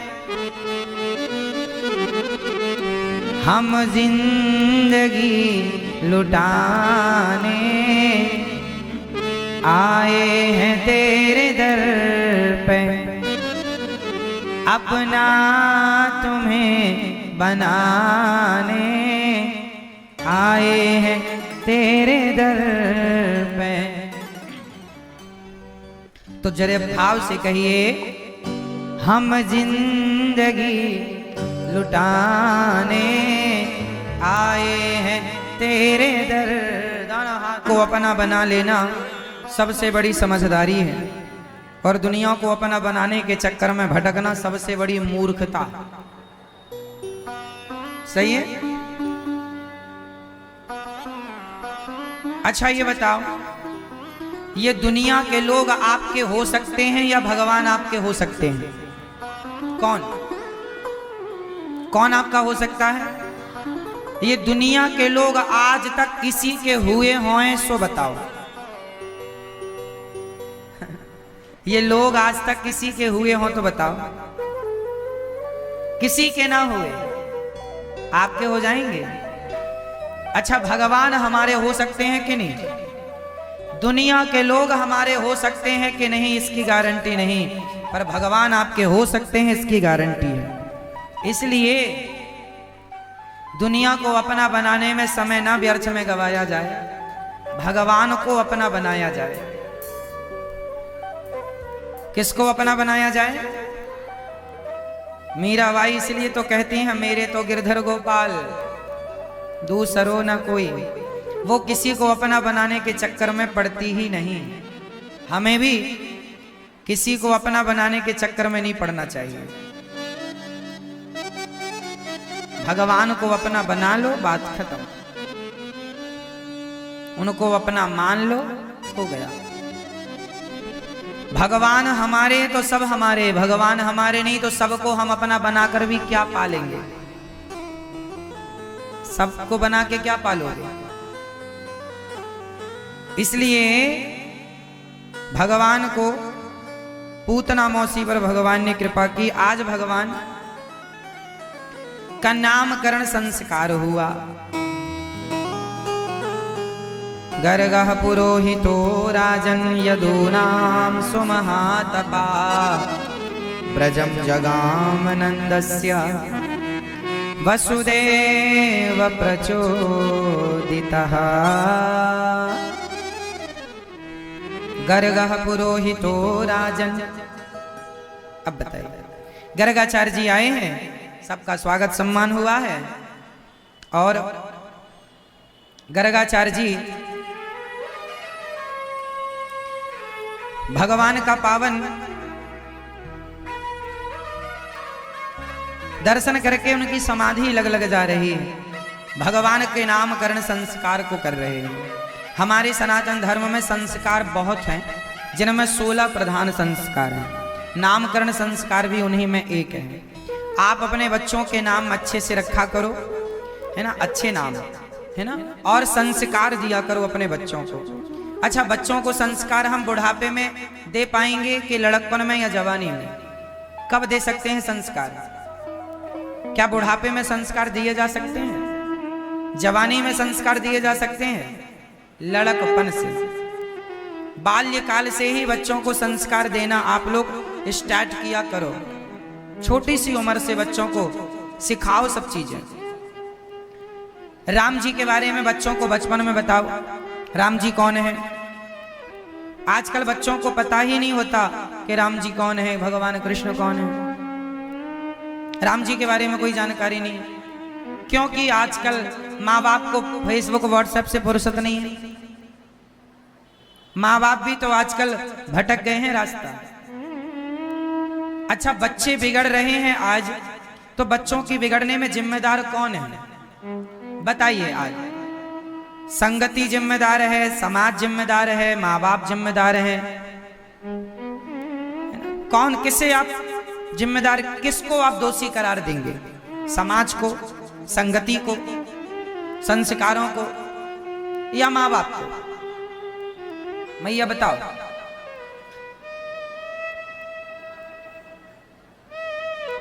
मेरा मानना यह है कि सबकी थोड़ी थोड़ी गलती है। मां बाप की भी थोड़ी गलती है, समाज की भी थोड़ी सी गलती है, संस्कार नहीं दे पाए ये पूरी गलती है ना। बच्चे तो मिट्टी होते हैं, आप माटी कुम्हार के पास ले जाओ और कुम्हार से कहो भैया घड़ा बना दो, तो वो उस माटी का घड़ा बना देगा। आप माटी लेकर जाओ, कहो कुम्हार भैया चिलम बनाना है, माटी की चिलम बना देगा। माटी से चिलम भी बनती है और माटी से घड़ा भी बनता है। बच्चे माटी की तरह होते हैं, माँ बाप कुम्हार होते हैं। माँ बाप चाहें तो बच्चों को घड़ा बना दें, माँ बाप चाहें तो बच्चों को चिलम बना दें। चिलम बनाएंगे तो वो स्वयं भी जलेंगे, औरों को जलाएंगे। घड़ा बनेंगे तो खुद ठंडे रहेंगे, औरों को भी शीतलता प्रदान करेंगे। माँ बाप, आप अपने बच्चों को उन बच्चों के साथ मत खेलने दिया करो जो बच्चे गालियां देते हैं, गंदी बातें करते हैं। अच्छे बच्चों की संगत में अपने बच्चों को भेजा करो। आप माँ बाप हैं, थोड़ा आप ही बच्चों के साथ खेल लिया करो। आप बच्चों को खेलना चाहिए, खेलने का उनका मन करता है। आज के जमाने में किसके संग खिलाएं बच्चों को, क्योंकि सब प्रकार के लोग हैं। मुझे बचपन में याद है, मेरा अपना बचपन, गर्मियों में हम लोग पूरी दोपहर खेला करते थे गांव में। कंचे खेलते थे, गिल्ली डंडा खेलते थे, गेंद, क्रिकेट वाला गेंद नहीं, एक लाठी डंडा सब बच्चों के पास होता था। जमीन में एक गड्ढा खोद लेते थे, ये हमारा है, यदि गेंद तुम्हें लग गई तो तुम दाम दोगे, तुम हार गए। तो वो गड़ा गेंद बोल, तो आप खेल लिया करो बच्चों के साथ। खेल खेल में बता दिया करो राम जी कौन है, कृष्ण जी कौन है, बता दिया करो क्या सही है क्या गलत है ना। बच्चों को मजबूत बनाने के लिए कुछ जिम्मेदारियां दिया करो बच्चों को, जरूरी है।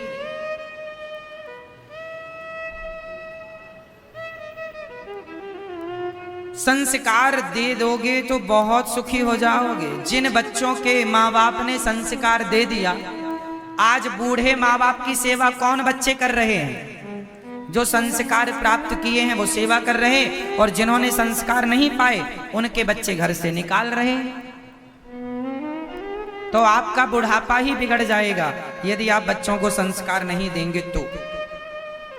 और बच्चों को संस्कार देने के पहले अपने को स्वयं संस्कारी होना चाहिए।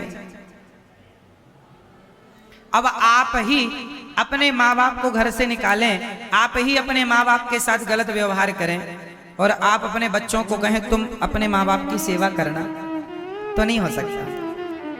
क्योंकि वो बच्चे, कुछ चीजें पढ़कर सीखी जाती हैं, कुछ चीजें देखकर ही सीख लेता है व्यक्ति। संस्कार कुछ देखकर सीखे जाते हैं। जो आप करते हैं वही बच्चे करते हैं। आप अच्छा करिए बच्चे अच्छा करें, आप बुरा करिए बच्चे बुरा करेंगे। जो आप करेंगे, आप अपने माँ बाप को मारिए तो आपके बच्चे भी बड़े होके आपको मारेंगे, क्योंकि उन्होंने वो देखा है, वो सीखा है। आप पांव धो धो के पीजिए अपने माँ बाप के, तो बच्चे भी आपके पांव धो धो के पिएंगे, क्योंकि देखा है, सीखा है। सही है ना मेरी माँ? इसलिए संगत बड़ी चीज है। आजकल बच्चों को माँ बाप अपने से बड़ों को प्रणाम करना सिखाएं, कैसे प्रणाम किया जाता है। आजकल के बच्चों को प्रणाम करना नहीं आता, कैसे प्रणाम। स्कूल जाते हैं बच्चे, तो स्कूल देखो, बच्चे दो प्रकार के होते हैं। आप बताना श्रेष्ठ बच्चा कौन है? एक बच्चा वो है जो स्कूल में हम जो पढ़ाया गया वो बच्चा आया, खाया पिया और पढ़ने बैठा। जो पढ़ाया गया वो पढ़ लिया उसने।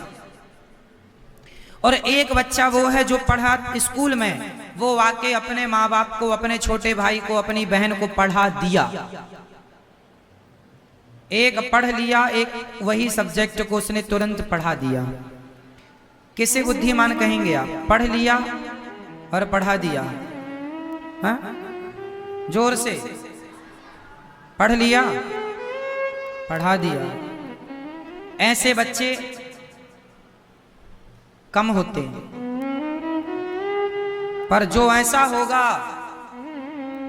वो ऐसा होगा कि सारी दुनिया उसे देखेगी। पढ़ना नहीं है, पढ़ करके तुरंत वो लेसन पढ़ा दो आप, ऐसे पढ़ो। स्वामी विवेकानंद जी जिस पुस्तक को एक बार पढ़ लेते थे पूरा याद होता था। एक बार स्वामी विवेकानंद जी विदेश जा रहे थे, नाव में बैठ, नाव बड़ी बड़ी जहाजें होती थी उस जमाने में। ये बिल्कुल सच्ची कथा है, स्वामी विवेकानंद जी के पुस्तक में पढ़ी हुई कथा है। स्वामी विवेकानंद जी ने नाव में बैठे थे तो किसी जो नाव का हेड रहा होगा, जो कह सकते हैं ड्राइवर रहा, कुछ भी रहा, उसने अखबार रखा था बगल में। तो स्वामी जी की जिज्ञासा हुई, उन्होंने कहा जरा अखबार दीजिए, आप जब नाव चला रहे हैं तो आप पढ़ना पाएंगे, जब आप पढ़ लें तो हमें बताना, हम दे देंगे। स्वामी जी को उसने अखबार दे दिया। स्वामी विवेकानंद जी ने अखबार को पढ़ना स्टार्ट किया, पूरा अखबार पढ़ा और पढ़ करके वो रखना ही चाहते थे कि तभी समुद्र में हवा तो चलती रहती है, कोई पकड़ कमजोर कम हुई, वो अखबार उड़ गया और समुद्र में चला गया। कहां से लाए वो अखबार? अब गीला हो गया समुद्र में, अब कहां ढूंढे? अब ड्राइवर ने जो विवेकानंद जी को डांटना शुरू किया, आपने हमारा अखबार, हमने पढ़ा नहीं था और आपने हमारा अखबार पानी में गिरा दिया। स्वामी जी ने कहा भैया नाराज मत होइए, मैं आपके अखबार को अभी आपके सामने लाकर रखता हूं। अब कैसे लाओगे? वो तो बह गया। नहीं है, जो पढ़ा है अंदर है। उन्होंने कोरा कागज उठाया, कलम उठाई और उन्होंने पूरा अखबार लिख दिया। जो जो पढ़ा पूरा अखबार का एक एक अक्षर स्वामी विवेकानंद जी ने जस की तस लिख कर दे दिया, ये रहा आपका अखबार। ऐसी बुद्धि थी स्वामी जी की। पढ़ते थे एक बार, एक ही विषय को बार बार पढ़ने से अच्छा है मन लगाकर एक बार पढ़ लीजिए, सदा के लिए मस्तिष्क में जाकर बैठ जाए। और ये तब पॉसिबल है, बच्चों को ये चीज आप लोग सिखाया करो कि जो पढ़कर आते हो, इसलिए आप अपने छोटे भाई को पढ़ाया करो, वही पढ़ाओ जो पढ़ के आए हो। तो पढ़ाने से ना वो चीजें जल्दी आ जाती हैं। पढ़ाने वाला जो होता है वो ज्यादा जिम्मेदार होता। पढ़ने वाला जिम्मेदार है कि पढ़ाने वाला? स्वाभाविक है कि पढ़ने वाला गैर जिम्मेदार हो सकता है, पर पढ़ाने वाला जिम्मेदारी से पढ़ाएगा। इसलिए जो स्कूल में पढ़कर आते हैं बच्चे, उनसे बोला करो तुम अपनी बहन को पढ़ाओ, ये भले कुछ भी हो पर पढ़ाने के उसका लीडरशिप जागेगी, उसका वो ये भाव जागेगा कि मुझे पढ़ाना है। उस हिसाब से कल वो पढ़ेगा कि हमें भूलने के लिए नहीं पढ़ना, हमें पढ़ाना भी है। तो माँ ही तुम ही कह दिया करो बेटा जो आपने पढ़ाया वो हमें पढ़ाओ, तुम ही पढ़ लिया करो। इससे क्या होगा, बच्चे जल्दी मजबूत होंगे। इतना समय पढ़ाई में खर्च करने की आवश्यकता नहीं है। हमारे देश में आज जितना समय पढ़ाई में लगता है इतनी आवश्यकता नहीं है। भगवान श्री कृष्ण केवल 64 दिन पढ़ने के लिए गए और 64 दिन में वो सीख कर आए जो व्यक्ति सारी जिंदगी ना सीख पाए। वो भगवान है, छोड़ो वो भगवान है, पर फिर भी सामान्य व्यक्ति है ना, बहुत कम समय में बहुत ज्यादा सीख सकता है सारी जिंदगी। अच्छा ये बताओ, आप व्यापार करते हैं, कितने व्यापारी ऐसे हैं जो कहीं पढ़ने नहीं गए, कोई यूनिवर्सिटी कोई कॉलेज में कोई डिग्रियां नहीं पढ़े पाए, पर आज वो सफल व्यापारी सफल बिजनेसमैन है। क्यों? क्योंकि उन्होंने कागजी पढ़ाई पूरी नहीं की, उन्होंने अनुभव की पढ़ाई की है, अनुभव ज्यादा पाया है उस सब्जेक्ट का, उस विषय का। क्यों जी, सही है? अनुभव, तो अनुभव ज्यादा होना चाहिए। अच्छा बताओ, कोई कहे कि बाल काटना, चलो बाल काटना सीखते हैं। अब आप कहेंगे लो इंजीनियर नहीं बन रहा है, एडवोकेट नहीं बन रहा है, सीए क्लियर नहीं कर रहा है, ये क्या करने लगा, बाल काटना कोई। मैंने सुना है कि हमारे देश में एक बाल काटने वाला है जो एक बार बाल काटने का एक आदमी से 10,000 रुपए लेता है, और लोग भीड़ लगी रहती है उसके यहाँ बाल कटाने वालों की। अब सोचो वो कैसे बाल काटता होगा कि 10,000 रुपए लेके बाल काट रहा है। हाँ या ना? अर्थ क्या निकला? अर्थ ये नहीं निकला, जरूरी नहीं है कि आप डॉक्टर होंगे तो ही सफल होंगे, एडवोकेट हैं आप तो ही सफल हैं, आप बड़े बिजनेसमैन हैं तो ही सफल है। आप अपनी बुद्धि को वहां भी लगा सकते हैं जहां किसी की बुद्धि नहीं जा रही।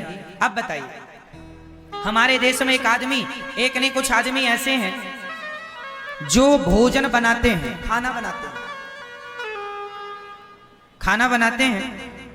नाम है व्यक्ति का संजीव कपूर। खाना बनाता, भोजन बनाता है, भोजन बनाता है। आप इंजीनियरिंग कर रहे हैं, आप ये पढ़ रहे हैं, वो पढ़ रहे हैं, ये वो खाना बनाता, ऐसे भोजन बनाता है कि वो भोजन बनाने का, वो बनाने का नहीं, अब तो बनाने का नहीं, अब तो भोजन बनाना सिखाने का करोड़ों रुपए लेता है। क्यों जी? तो जरूरी नहीं है कि आप बड़ा लंबा पढ़ें। हम ये नहीं कहते पढ़ना नहीं चाहिए, पढ़िए, आगे चलिए, पर आप 10वीं फेल भी हैं तो अपने आप को कमजोर ना समझिएगा। आप बहुत कुछ कर सकते हैं यदि आप करना चाहें तो, और वरना आप ये सोच लें मैं तो फेल हूं। परंतु आप हार ना मानिए कि हमारे पास डिग्रियां नहीं हैं।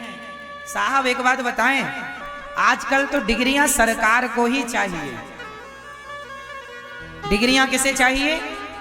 और सरकार डिग्रियां देती है और वही डिग्रियां मांगती है। एक शहर में अभी नाले का काम चल रहा है, एक शहर में नाले का काम चल रहा था। वो कंक्रीट से नाला तैयार कर रहे थे, तैयार हो गया उनका नाला, पानी गिरा, पानी गिरा तो मिट्टी का ऐसा दबाव बना के पूरा नाला ढह गया। सड़क बनाई, महीने भर बाद गड्ढे, कहां है सड़क, कहां है पता नहीं चल रहा है। तो ये कौन लोग काम कर रहे हैं? डिग्री वाले लोग, जिनके पास सरकार ने डिग्री दे दी, सरकार ने डिग्री ले ली, ऐसे काम। आज सरकारी स्कूल कितने हमारे देश के गांव-गांव में हैं। कौन आदमी सरकारी स्कूल में पढ़ाना चाहता? वो लोग पढ़ा रहे हैं जो मजबूर हैं। खुशी खुशी कोई नहीं पढ़ाना चाहता। क्यों? क्योंकि उनकी डिग्रियों पर किसी को विश्वास ही नहीं रहा। क्यों जी? विश्वास नहीं है। प्राइवेट स्कूलों में हर माँ बाप बच्चे को पढ़ाना चाहते हैं। क्यों? सरकारी स्कूल में जो पढ़ाने वाले टीचर हैं उनकी तनख्वाह 50,000 है, लाख रुपए है, और प्राइवेट स्कूलों में 10-10 हजार रुपए में सरकारी प्राइवेट टीचर पढ़ाते हैं। 10,000, किसी की 8,000, किसी की 15,000। सही है? क्यों? कारण जानते हैं कि लोग अपनी जिम्मेदारियां नहीं समझ रहे हैं। भ्रष्ट हमारा देश भ्रष्टाचार में दबा हुआ। डिग्रियां हैं जिनके पास, उनकी डिग्रियों का क्या करेंगे? कितने ऐसे लोग हैं मेरी मां जो नहीं पढ़े लिखे, पर वो आज बड़े बड़े स्कूलों में वो स्कूलों को संभाल रहे हैं, पढ़े लिखे लोगों को प्रिंसिपल बनाकर उनकी देखरेख में बड़े बड़े स्कूल चला रहे हैं। खुद अंगूठा छाप है, लेकिन बड़ी बड़ी यूनिवर्सिटियां खुद संभाल रहे हैं, खुद संभाल रहे हैं। पढ़े लिखे लोगों को ले आए, चलो भाई संभालो, दिमाग आपका है, पढ़े लिखे लोगों की कमी थोड़ी है। कितने चाहिए आपको पढ़े लिखे लोग, मिल जाएंगे। उन पढ़े लिखे लोगों को भी हैंडल करने वाला दिमाग चाहिए। वो दिमाग जरूरी नहीं है कि पढ़े लिखे व्यक्ति में ही हो, एक अनपढ़ आदमी में भी हो सकता है। यदि आप कुछ करना चाहते हैं तो ये मत सोचिए कि आप नहीं पढ़े लिखे। अरे कोई बात नहीं, हम जो पढ़े हैं उतने से हम बहुत कुछ कर सकते हैं। कितने लोग ऐसे हैं 5वीं तक पढ़े हैं पर आज बहुत कुछ कर रहे हैं। हमारे एक जानने वाले भक्त हैं, दिल्ली रहते हैं, भागवत जी भी उन्होंने कराई है। वो स्वयं ज्यादा नहीं पढ़े, उस जमाने में 5वीं 8वीं तक पढ़े हैं, लेकिन वो मशीनें बनाते हैं। जब वो मशीनें बनाते हैं तो उनके सामने बड़े बड़े पढ़े लिखे लोग आते हैं उनसे सीखने कि आप हमें आइडिया दीजिए। टैलेंट कागजों में नहीं होता, टैलेंट खोपड़ी में होता है, मस्तिष्क में होता है ना। यदि आपके अंदर योग्यता है तो आपको डिग्री की आवश्यकता नहीं है, और डिग्री है तो अच्छी बात। हम ये नहीं कहेंगे यहाँ कि डिग्री ना हो, पढ़ाई लिखाई करो अच्छा है, पर नहीं पढ़ पाए तो भी हार मानने की जरूरत नहीं है। ये कहना ये है, समझ रहे हैं आप लोग। बस यही है कि आप पढ़ लिख करके देश के लिए कुछ करिएगा। आपकी शिक्षा कहीं बोझ ना बन जाए आप पर, देश पर। जो लोग पढ़ लिख कर भी बड़े बड़े पदों में जाकर भ्रष्टाचार करने लग जाते हैं, मुझे लगता है इनकी शिक्षा ये बोझ बन गए हैं। जब तक जिएंगे भ्रष्टाचार करेंगे, है ना। तो ऐसी शिक्षा क्या काम की जो आपको भ्रष्टाचारी बना दे। अरे ईमानदारी से आप अपने जीवन को आगे बढ़ाएं और अपने देश को आगे ले चलें, ऐसा ना हो।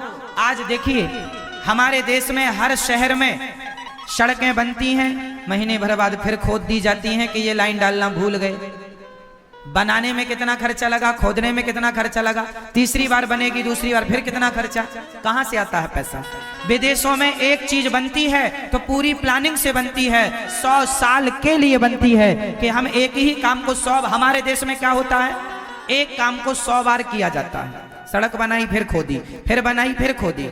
ये सरपंच आया तो इसने बनाई, वो सरपंच आया उसने बनाई। हर सरपंच सड़क बनाता, आगे का काम होते ही नहीं, क्योंकि वही खोदना है वही बनाना है। एक बार ऐसी बना लो कि 100 साल के लिए बन जाए, तब आगे दूसरे काम करेंगे, तब ना विकास होगा। एक कोई खोद खोद के बनाएंगे क्या होगा। हमारे शहरों का विकास क्यों नहीं हो रहा। वही सड़क पिछली बार भी खुदी थी, पिछली बार भी बनी थी, वही सड़क इस बार भी खुदी है, इस बार भी बन रही है। आगे का सोच ही नहीं सकते। बोलो हमारे देश में ऐसा होता है कि नहीं। हर शहर में होता है। हमारे गांव गांव में देखो, पिछला सरपंच भी सड़क बनवाया था, वो सरपंच, इस सरपंच के आते आते वो सड़क खराब हो गई, इस सरपंच ने भी सड़क बनवाई, वही सड़क बनवाई। सड़कें ऊंची हो गई, लोगों के घर नीचे हो गए, क्योंकि सड़क हर 5 साल में बनती है। बोलो हाँ या ना। जब आप लोगों का घर बना होगा तो सड़क से ऊंचा था, अब सड़क ऊंची हो गई, सड़क का पानी घर में आता है। करप्शन इतना ज्यादा, भ्रष्टाचार इतना ज्यादा। कौन लोग कर रहे हैं। गांव का मजदूर आदमी, कोई अनपढ़ आदमी भ्रष्टाचार नहीं कर रहा है, पढ़े लिखे लोग। कौन लोग हैं ये, यही भार हैं, यही बोझ हैं पृथ्वी में। शिक्षा का अर्थ ये नहीं है कि आप भ्रष्टाचारी हो जाएं। शिक्षा का अर्थ है वही शिक्षक श्रेष्ठ शिक्षक है, वही पढ़ा लिखा श्रेष्ठ पढ़ा लिखा है मान्य होगा जो ईमानदारी से अपने उस काम को करता हो जो उसे काम दिया गया। ईमानदारी। हाल की घटना है, कुछ महीनों पुरानी घटना है। एक ओवरब्रिज बन रहा था, नीचे से गाड़ियां जा रही थी। ओवरब्रिज की वो बड़ी सी जो लंबी बीम होती है वो गिर गई। गाड़ियों में ना जाने कितने लोग स्पॉट पे मारे गए। पता लगाया गया कि वो गिरा कैसे। बोले वो इंजीनियर ने वो काम करना भूल गया था, वो काम नहीं कर पाया, उसे कसना भूल गया था, है ना, नट बोल्ट से कसना भूल गया, सोचा कल कस लेंगे।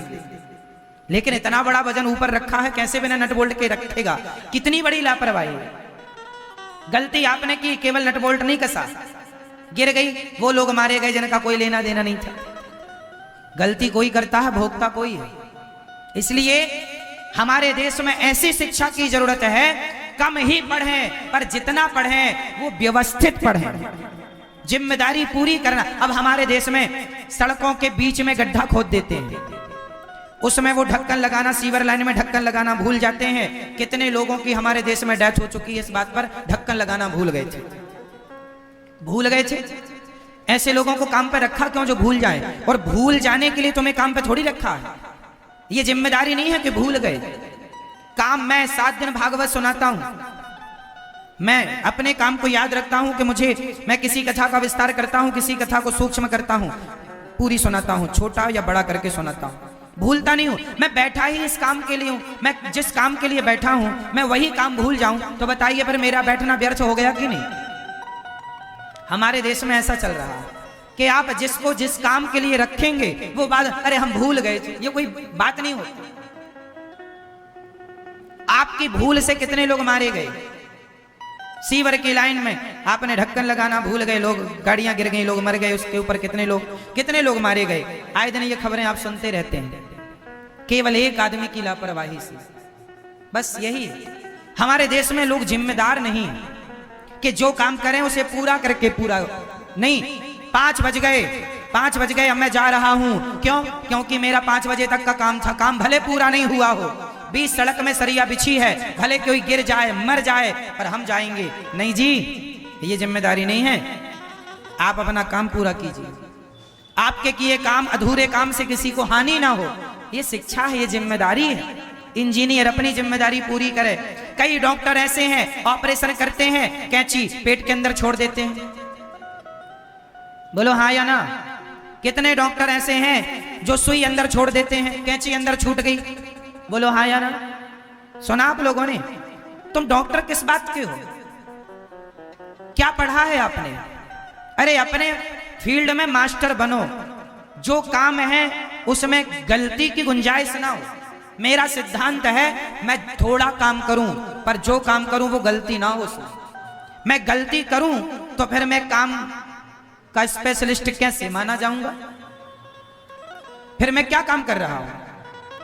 टालम टोल करने की बात नहीं है कि आपने टाल दिया ना, जिम्मेदारी इसको नहीं कहते। जो काम दिया है उसे पूरा करिए उसे, ये जिम्मेदारी है आपकी, तब देश आगे बढ़ेगा।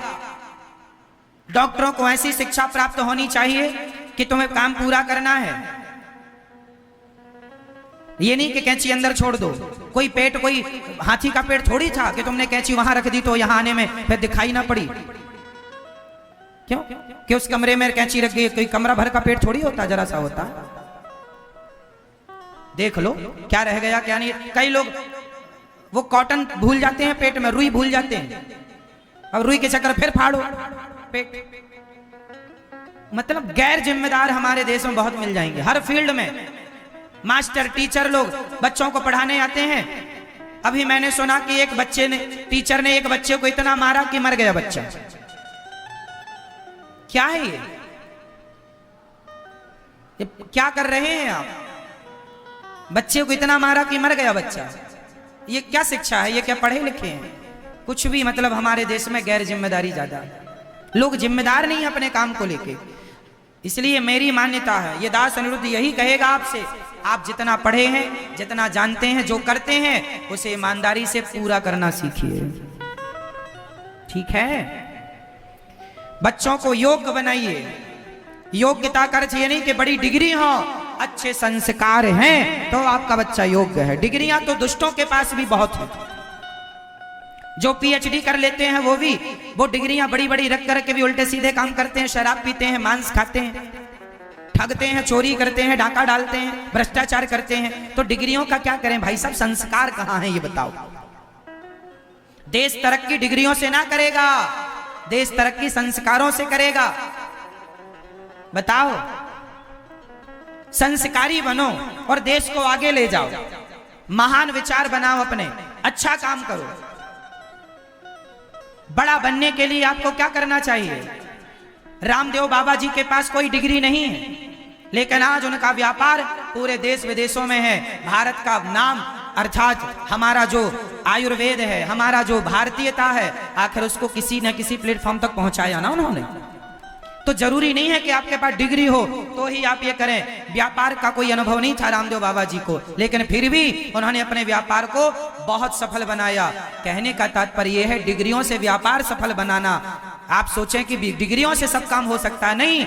आपकी मेहनत, आपकी लगन आपको आगे ले जाकर आपको आगे ले जाएगी। जैसे रामदेव बाबा को उनकी लगन, उनकी निष्ठा ने उन्हें आगे पहुंचाया। वो जिस क्षेत्र में चले चलते चले गए, डिग्रियों की कोई परवाह ना की कि डिग्रियां हमारे पास हैं कि नहीं, क्या करेंगे हम डिग्रियों का, बताओ। टाटा, बिरला, अडानी, अंबानी से कौन पूछ रहा कि उनकी डिग्रियां कितनी हैं।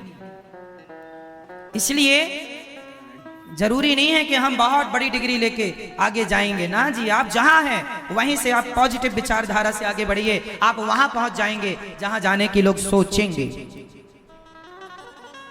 पहुंचिए, आप अपने बच्चों को योग्य बनाइए। और आज की शिक्षा नीति को मेरे हिसाब से परिवर्तन करने की आवश्यकता है।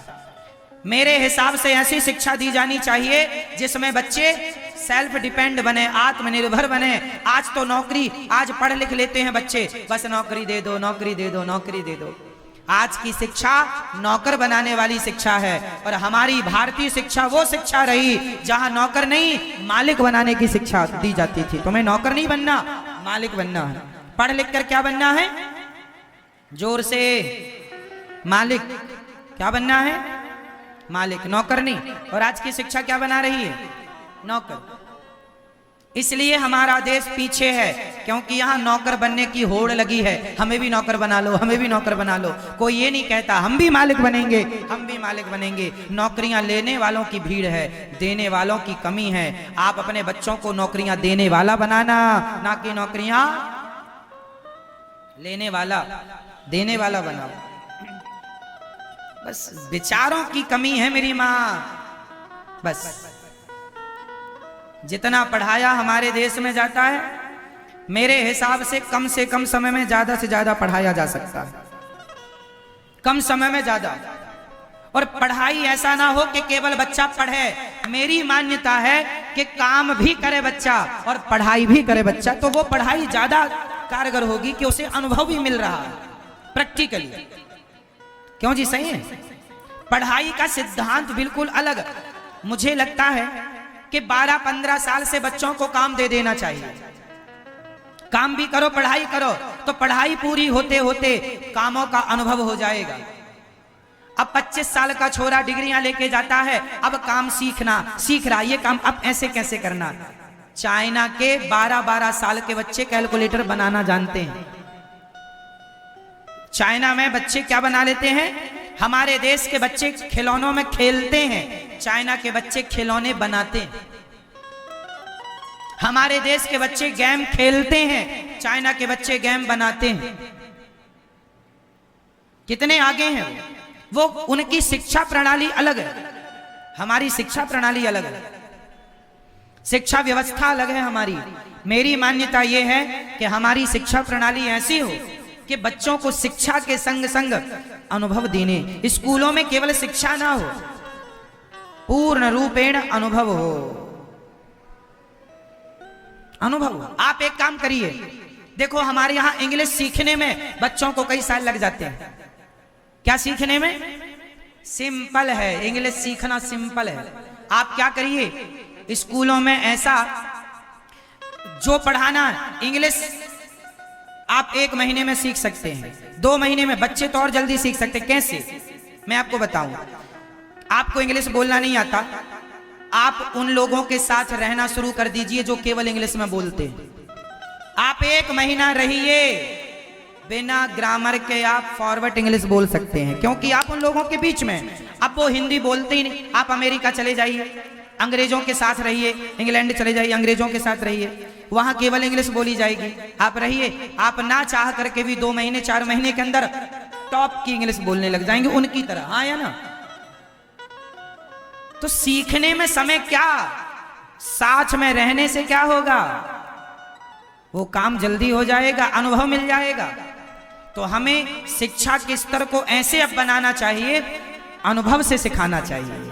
थोड़ा सा अभी भी हमारी शिक्षा पद्धति जो है बेहतर है, उसे और बेहतर किया जा सकता है। तरीके बदले जा सकते हैं, पढ़ाने के तरीके बदले जा सकते हैं, बच्चों को गाइड करने के, समझाने के, बच्चों को प्रैक्टिकली ज्ञान बच्चों को दे दिया जाए। आप हमें कुछ बनाकर लाएंगे, बना के लाओ, जाओ कुछ आविष्कार करके लाओ, चलो अब साइंस की पढ़ाई पढ़ रहे हैं, चलो जाओ। आप हमें 1 महीने के अंदर अपनी ओर से कोई नया आविष्कार करके देंगे। जब आप उनको चैलेंज देंगे तब वो करेंगे उसमें काम, अपना दिमाग लगाएंगे। चैलेंज ही नहीं है जीवन में कुछ, चलो सीधी सीधी जिंदगी चल रही, चैलेंज तो हो। क्यों मेरी माँ? छोटे छोटे बच्चों के सामने चैलेंज होना चाहिए। आप बच्चों से कहिए चलो कूद कर दिखाओ, ये कूद कर दिखाओ, बच्चे कूदेंगे। नहीं कूदना ही है तो बच्चे और जोर लगाएंगे, है ना। चैलेंज जरूरी है जीवन में, है ना। जीवन ऐसे सहजता से तो आप काखा गाघा याद कर लो, ABCD याद कर लो, 4-6 साल बाद इंग्लिश बोलना आपने स्टार्ट कर दिया, अच्छी बात है। लेकिन प्रॉपर आप जो, मैं चाहता हूं कम समय में ज्यादा नॉलेज। ये मैं तब की बात है, आज 4 साल में बच्चा इंग्लिश सीखता है, 3 साल में सीखता होगा, है ना। और जल्दी तो 2 साल लेता होगा, और जल्दी तो साल भर लेता होगा। 4 महीने में ही हम सीख सकते हैं पूरी। ये पॉसिबल है, नथिंग इज इम्पॉसिबल। कोई भी काम असंभव नहीं है, बस ये करना है। आज पढ़ने में कितना समय, आप PhD करते हैं, लगभग जो बच्चा PhD कंप्लीट कर लेता है उसकी उम्र 25 पार कर जाती है, लगभग सामान्य। शायद कोई हो जो 25 साल में PhD कर ले पूरी। क्यों जी? सही है। 25 साल का आदमी, 25 साल का लड़का लगभग 30 साल की उम्र तक PhD हो पाती है।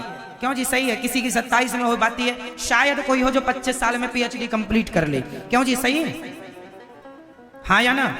30 साल, कई लोग तो 35 साल में PhD कर पाते हैं। फिर भी मैं 30 साल लेकर चलूं, 25 साल भी लेकर चलूं, तो मैं कहता हूं जो PhD आपने, जो ज्ञान आपने 25 साल में पाया, मैं मानता हूं